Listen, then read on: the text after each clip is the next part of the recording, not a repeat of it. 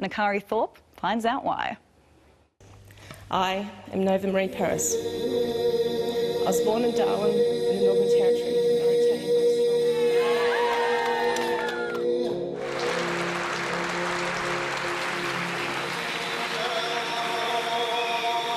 Thank you. As a child growing up, I dreamt big. Most people would have looked at an Aboriginal girl from the Territory, where the statistics of alcohol abuse, youth suicide, domestic violence, imprisonment rates and substandard education point to every reason why I should not succeed. But I was determined to be successful.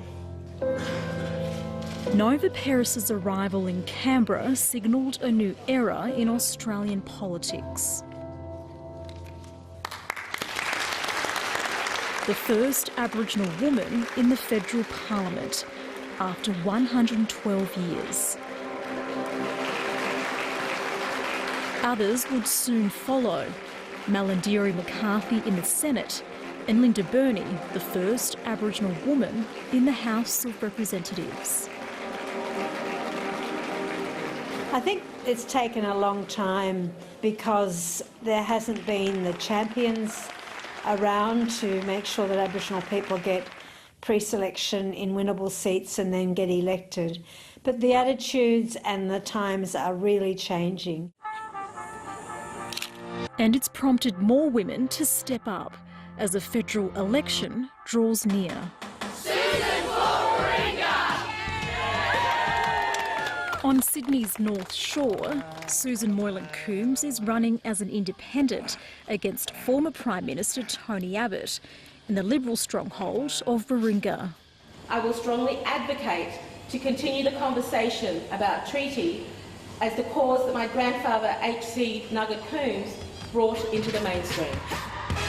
Labor's Jana Stewart is taking on Josh Frydenberg in the Melbourne seat of Kooyong, while Liberal Jacinta Price wants to unseat Labor's Warren Snowden in the Northern Territory. And Auntie Norma Ingram is making a tilt for state politics for New South Wales Labor. For some, there's a very clear reason for all this.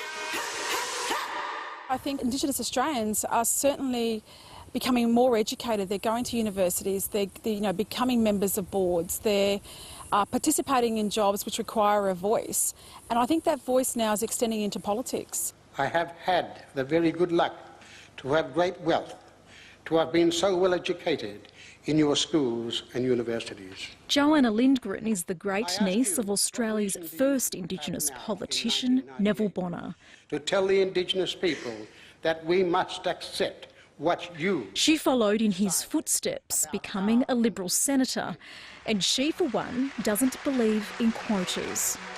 The electorate want the best people for the job, and if they happen to be Aboriginal and Torres Strait Islander men or women, for me that's a bonus. But if more women are winning high office, the number of women enrolled to vote and the Indigenous population as a whole is still far too low.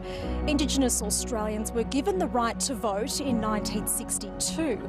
Today, 76% are enrolled to vote, but it's much less than the national average of 96%.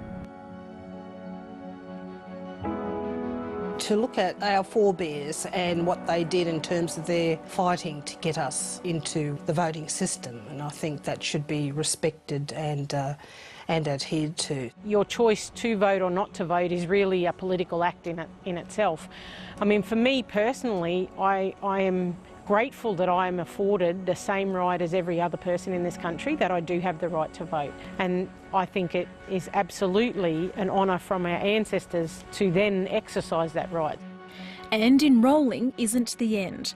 Jackie Huggins says you have to vote too. Voting for our people, I can't stress enough, is just so important because we can make a huge difference. So what's the future? Well, nothing is certain in politics, but right now the signs are promising. We are going to see more Aboriginal women, Aboriginal people coming into the parliament. In 50 years, Aboriginal women have done amazing things.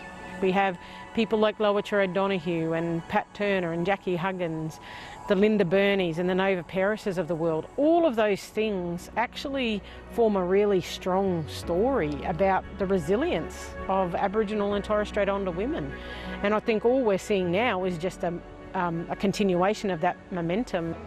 Michelle Duchamp wants to see more politicians, but she doesn't want people to forget the importance too of community action.